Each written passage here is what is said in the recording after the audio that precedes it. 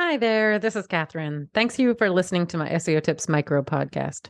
So, before we get into today's SEO tip, I just wanted to share with you the ways you can support the podcast if you're enjoying all the tips and finding them useful. So, you can send me a donation at buymeacoffee.com/Catherine W. Ong, O-N-G, and that's Catherine with a K. Any and all levels of donation are appreciated. It will help me offset the cost of producing the podcast. So, that's buymeacoffee.com/Katherinewong.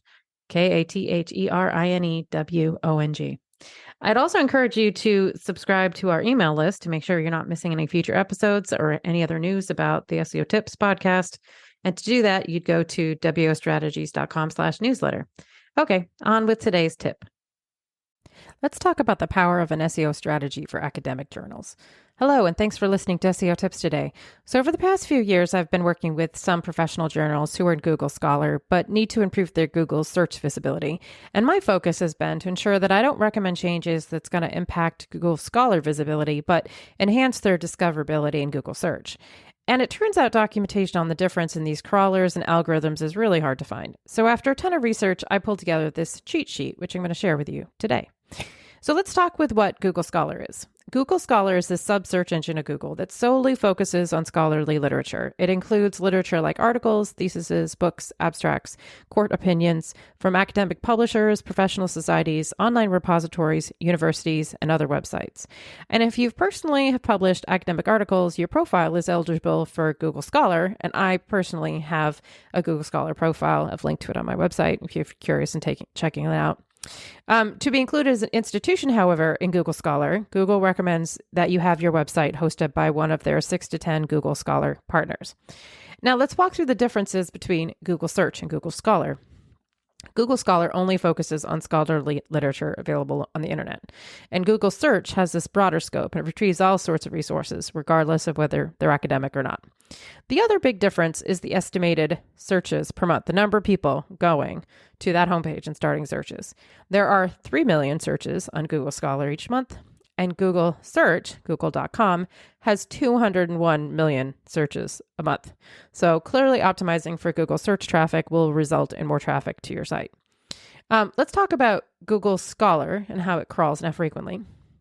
So unlike Googlebot, which can visit a site multiple times a day, depending on the frequency of the content change, Google Scholar only crawls new sites and content every 6 to 9 months. And if Googlebot cannot crawl or view the articles that cite your work in Scholar, they wouldn't be able to add them to the citation count. So with this slow crawl schedule, it's more critical than ever that Google sites intensely focus on ensuring that Googlebot can find the information, as that bot crawls way less frequently. And in many ways, this should mirror your Bing SEO strategy, as Bing is also limited in crawling frequency. If you're curious as to how often Googlebot versus Google Scholar is visiting your site, I'd highly recommend you take a look at your log files. That's how you'd find that data. The other interesting difference is that duplication doesn't matter in Google Scholar. Google Scholar can group files together based on this DOI, a digital object identifier.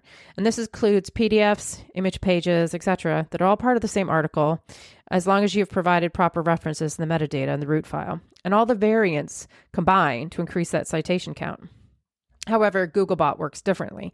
It sees all those individual files as individual objects, distinct URLs that are not grouped from Google's perspective, and they don't require any group ranking metric.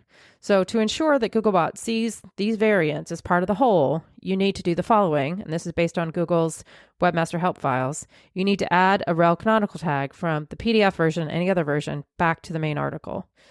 So here's how Googlebot and Google Scholar is the same. So Google Scholar needs to crawl your site like Googlebot to discover content. And that means that crawling issues can potentially impact your visibility in Scholar as well.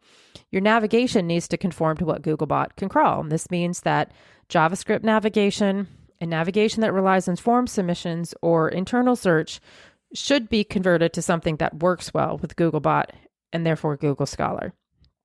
And it also means that you really need to ensure you're using 301 redirects when moving content if you're moving web platforms. Let's also talk about the impact of crawl errors and page speed. So slow crawl speed or crawl errors can hurt every aspect of the crawl. And in this case, it would delay Google Scholar in finding updates to existing papers. And also keep in mind, changes that you make on your website may not be reflected in Google Scholar results for quite some time. If you're looking on any additional guidance on Google Scholar, you really should check out a woman by the name of Darcy Depra. She's the previous partner manager for Google Scholar. She's got some presentations online, and she's a fantastic resource on such matters. And in her presentation, she specifically mentions 1-to-1 301 redirects for each URL when migrating or changing URLs. She also mentions following the recommendations in Google Webmaster Help related to site moves. So that's your tip for today. Academic sites can optimize their site for Google search to increase their organic traffic without impacting their visibility in Google Scholar. And most of the time, those improvements should help the number of citations referenced in Google Scholar for their articles. Thanks for listening. Come back tomorrow for another SEO tip.